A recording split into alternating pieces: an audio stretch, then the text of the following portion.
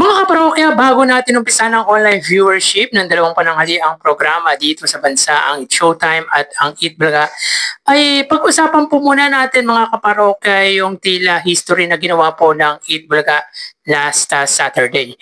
Pero bago natin pag-usapan or talakayan yan mga kaparokya, kung bago lang po kayo sa aking channel at kung gusto niyo po ng ganitong klaseng content, ay makikiusap po ako sa inyo mga parokya na pakisubscribe ang aking YouTube channel, pakilike and share nyo na rin nang sa gayon ay mas dumami pa po ang makapanood ng mga ina-upload po nating video. Maraming salamat po sa inyo mga kaparokya at sobrang na-appreciate ko po kayo. By the way, ako nga po pala si Mervin, the man behind Kaparokya TV. So yun nga po mga parokya, bago natin umpisahan ang ating talakayan or pag-uusapan ay magpasalamat po tayo mga kaparokya sa Panginoong Diyos sapagkat hindi po natuloy ang super typhoon na manalasa dito sa Luzon. So yun nga po mga parokya, isa sa dahilan daw po mga parokya ay walang iba kundi ang Sierra Madre na siyang humarang nga po sa napakalakas na typhoon U1 or O1. So again, thank you so much mga kaparokya, unang-una sa Panginoong Diyos at of course mga kaparokya sa bulubunduking Sierra Madre. So pinapatunayan lang po talaga mga parokya na dapat po nating ingatan ang ating bulubundukin. Kumbaga mga kaparokya, wag nating tayuan ng kung ano-anong establishment dahil ito po ay ating kayamanan. So again, thank you so much at mag-ingat po tayo palagi mga kaparokya. So yun nga po mga parokya, bago natin umpisahan yung sinasabi po nating history na ginawa po ng Eat Blaga last Saturday ay ibabahagi ko muna sa inyo mga kaparokya yung painting na ibinenta nga po kay Boss Toyo. So yun nga po mga parokya, another painting ng Henyo Master Joey De Leon ang naibenta nga po kay Boss Toyo. So pumunta po ang mag-ama mga kaparokya sa gallery ni Boss Toyo at nagbenta nga po ng painting na gawa nga po ng Henyo Master Joey De Leon. At ito nga po mga parokya ay naibenta sa halagang 105,000 pesos. Actually mga kaparokya, yung initial amount ay 300,000 mga kaparokya.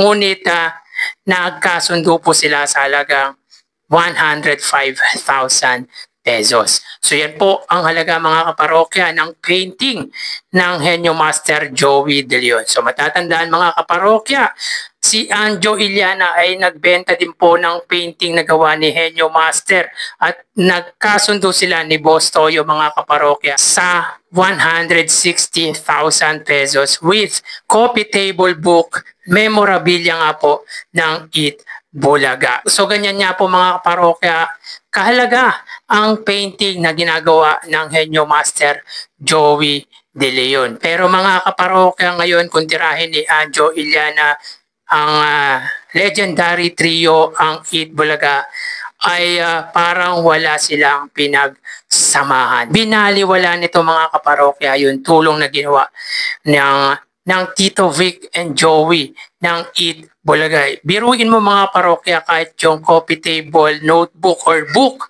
na memorabilia nga po ng Eat Bulaga ay naibenta nito sa halagang 10,000 sapagkat ang kasunduan ni Anjo Iliana at ni Boss Toyo ay 150,000 sa painting ni Joey De Leon plus gift nga, at ito nga po yun ay yung coffee table book ng Eat Bulaga.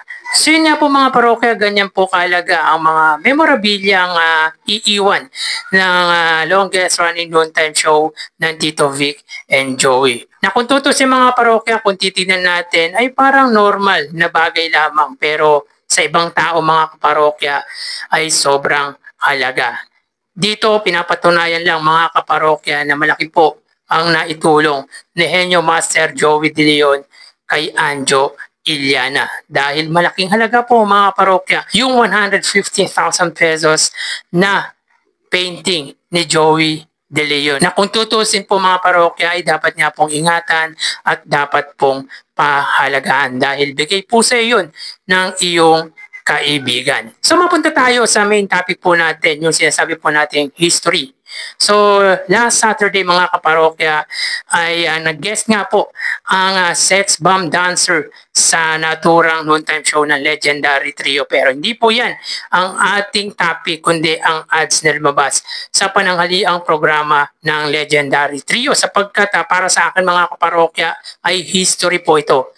Bakit kanyo mga parokya? Dahil umabot po ng 49 TV ads ang nakuha po nila last Saturday.